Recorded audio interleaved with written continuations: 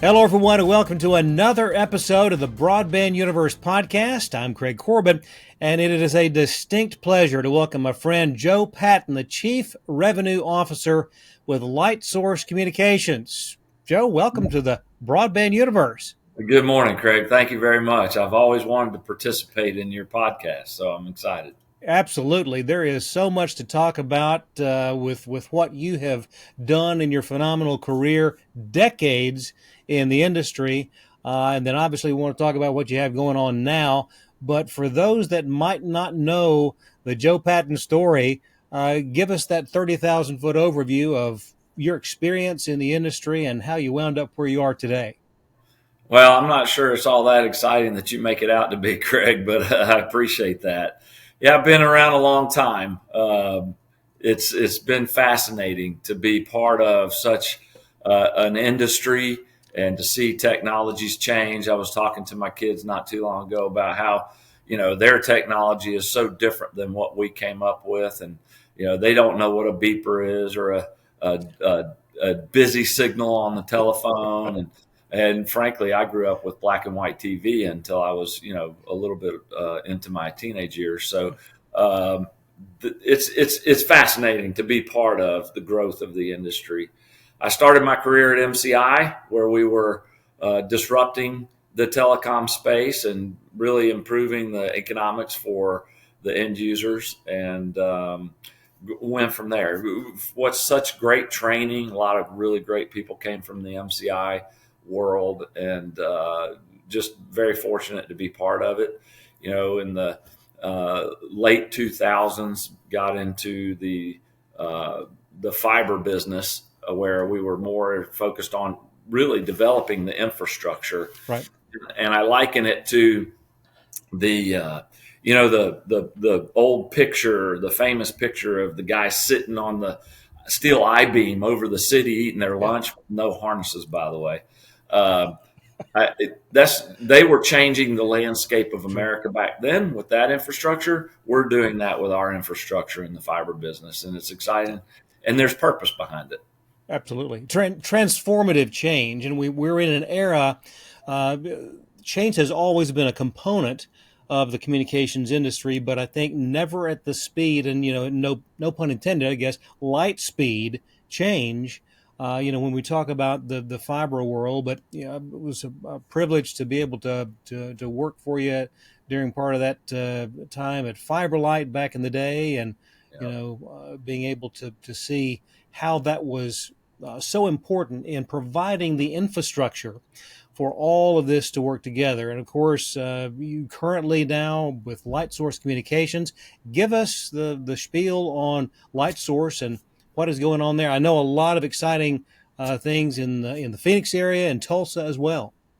That's right, and yeah, I'm very excited to be part of the Light Source team. We're a very seasoned team of veterans in the industry, very specialized in building fiber networks and operating them for our customers.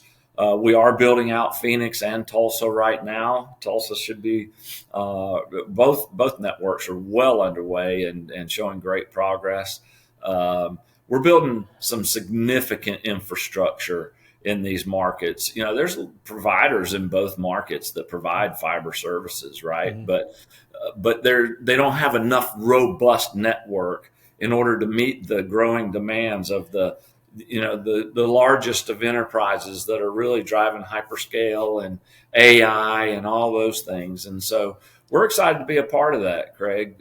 Phoenix, we're building 12 rings, 300 plus miles of new route miles of fiber with very robust multi-conduit, large fiber cables. Same in Tulsa, and a few other strategic networks, mostly in the Midwest and West U.S. That is exciting. When you talk about that many rings in the Phoenix area, that is a tremendous capacity. And the new build that you're talking about is on top of more than 100 miles that was already in place, if I'm correct. Is that right? Yes, correct. Yeah. That's right. That is awesome. We're excited. The growth is amazing, the explosive growth and the advances. I don't know if you've dabbled in AI at all, but just to see what AI can do. And we're in its infancy. So think about what happens there. I mean, it's just going to be explosive. I'm curious about that, and when we talk about the capacity that is required to accommodate AI in its many forms, I think we're seeing the impact in the data center into the equation. So obviously, being able to provide connectivity to the data centers, I'm sure, is part of the equation at LightSource. Talk a little bit about that. Oh, that's primary to our business. It Yeah. really is. I mean, we're touching on the very or a lot of data centers all throughout our networks, and those are our primary targets to provide, again, just massive amounts of fiber connectivity between those between those data centers, and they're popping up in a lot of places. Phoenix is going to have over 70 data centers. So where Ashburn, Virginia used to be the mecca for data centers and still is, there's other areas of the country that are growing and popping up like that as well. Part of that conversation, obviously, is our neck of the woods in the metro Atlanta area. And part of that equation also is being able to provide power to run those data centers. And that's a whole nother conversation. But are you seeing changes in how those data center developments are having to acquire the power necessary to operate?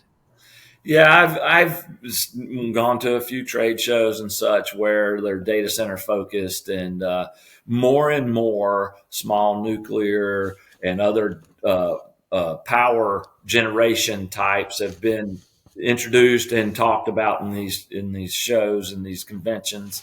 Um, we're not in the power business. However, it does affect us where we go, what strategic markets are enabling these data centers to grow because they are huge power consumers. Yep. Innovation is always, what they say, necessity is the mother of invention, and Yep. and that's true. So as power becomes more of a challenge, there's going to be more and more innovation. We're seeing it already. There's companies popping up all over the place that are developing new generation power generation. And I think that will only continue to grow because the demand for AI will only continue to grow. The size of these data center developments obviously is changing, and with Right. the need, the demand, that's going to be interesting to watch. When we talk about light source and the many different offerings that are there, obviously dark fiber is part of that conversation. Talk about what component that is of the light source offerings. Oh, it's critical. I mean, we are a dark fiber provider. We're really the foundational infrastructure for all of the other technologies that happen. There's no other medium that transmits data like fiber and securely and reliantly. And so that's what we're focused on is building dark fiber networks. We're building custom networks for the largest of enterprises.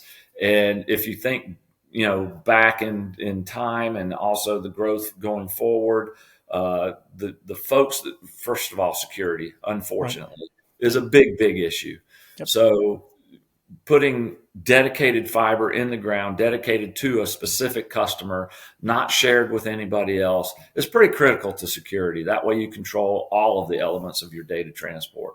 I'm curious on some of those custom builds, what we're seeing as far as the average fiber count that is being requested.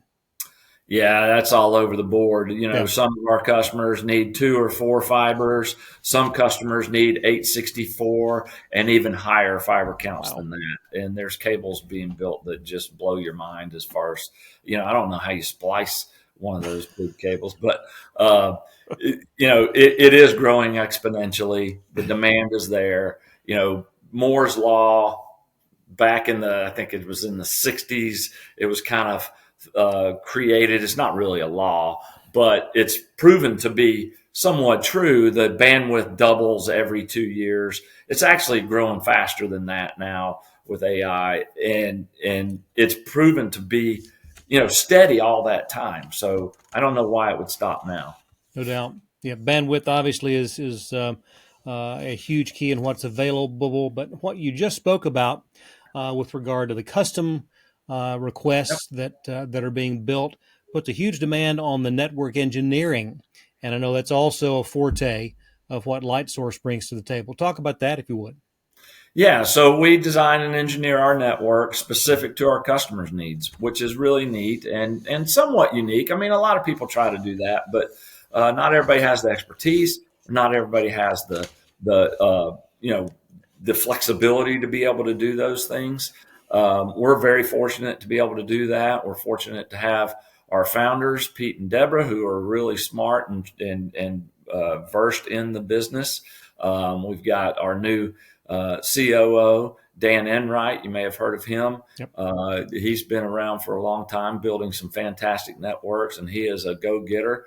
We've got a great team going out and building these networks, and our customers really drive where we build them, how we build them, and why we build them. Awesome. You're watching the Broadband Universe podcast brought to you by Utopia Fiber, built by communities for communities with blazingly fast speeds you can rely on. My guest today, Joe Patton, Chief Revenue Officer with LightSource Communications. And Joe, when we talk about the demand that we've looked at, yeah, it's tremendous. The locations being served. Now you've got so many funding sources. Of course, front and center currently the BEAD, the Broadband Equity Access and Deployment funds that are in the process of being doled out all across the country. I'm sure that you're seeing some effect already from former programs, the Capital Projects Funds, the RDOF. Talk about how that is impacting how and where you're building. Yeah, so that's not so much impacting us as far as where or how we're building, but it does impact our opportunity for sure.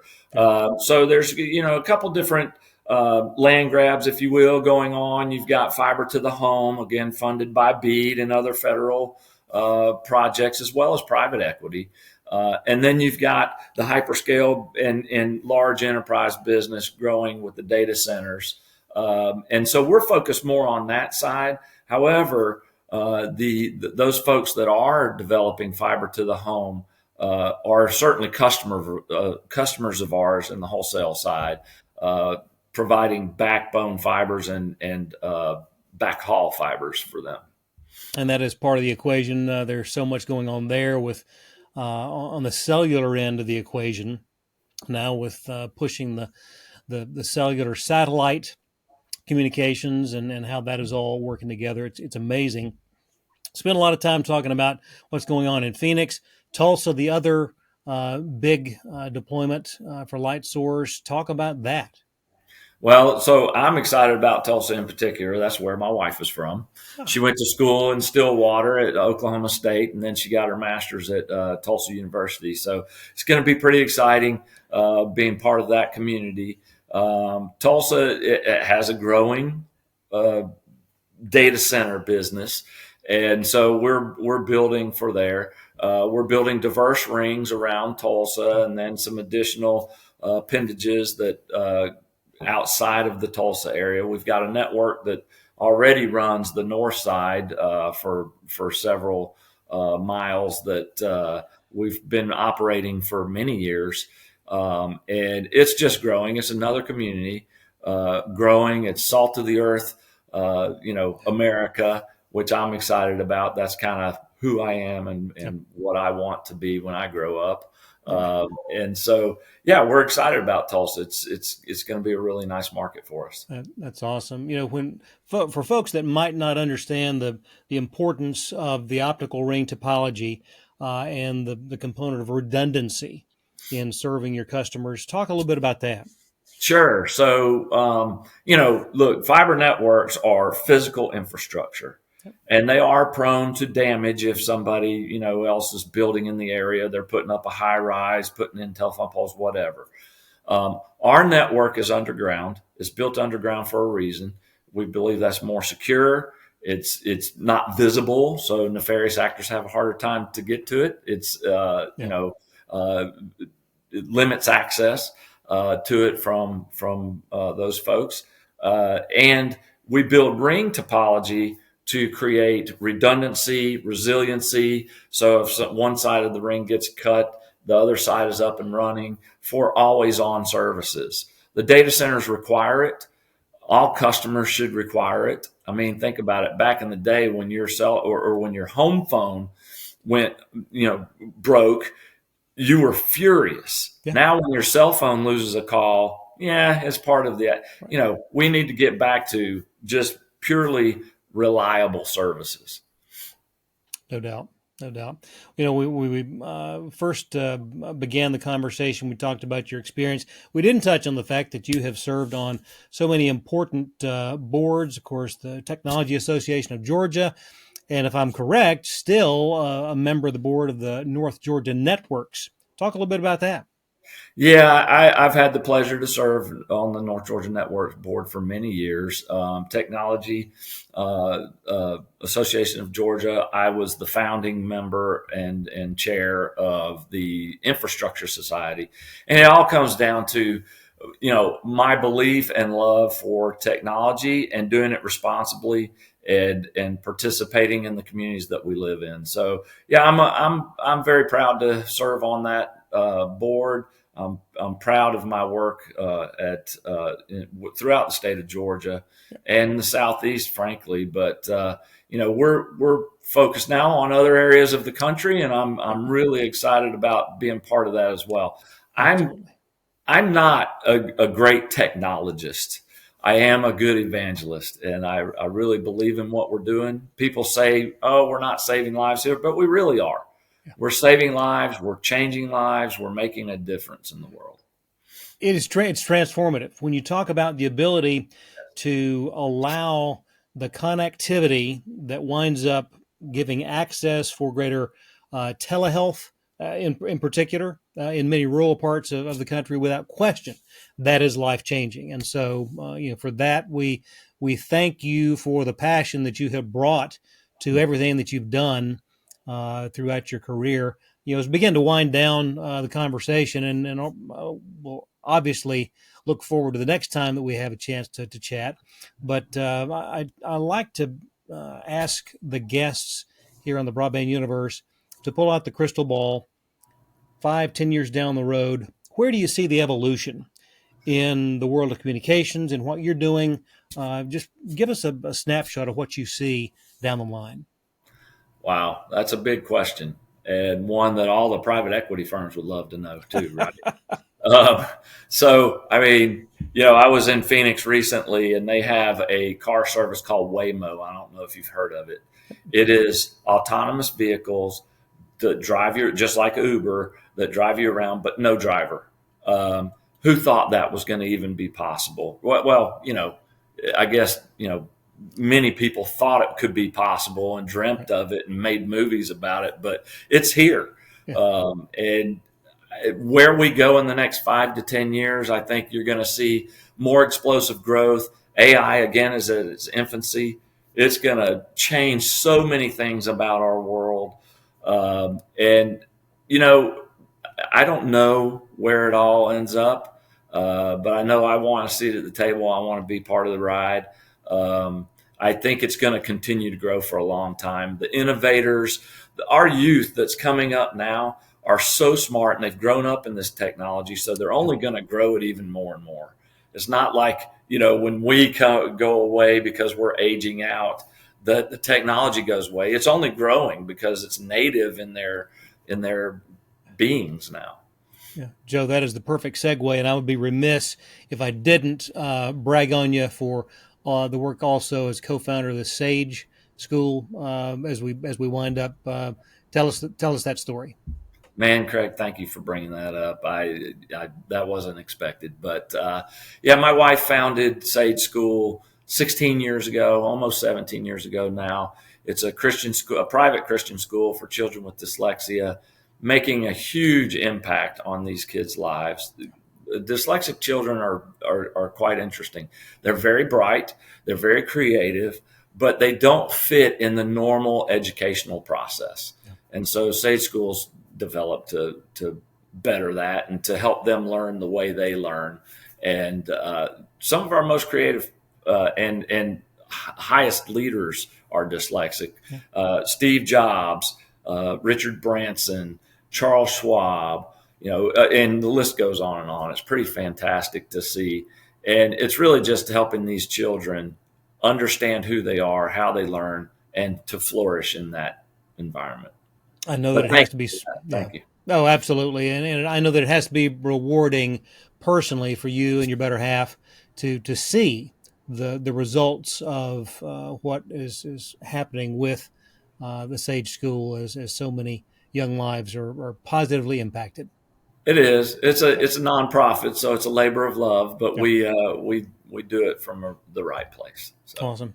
Joe, thank you so much for spending time with us today. Look forward to the next visit. Always greatly value your input and perspective on the industry and so much else. But I'll also wish you a very Merry Christmas and Happy New Year. thank you, Craig. Merry Christmas to you and to all of our friends out there. Thank you. Indeed. And on behalf of Joe, thanks for letting us be a part of your day. We'll see you next time right here on the Broadband Universe. So long, everyone.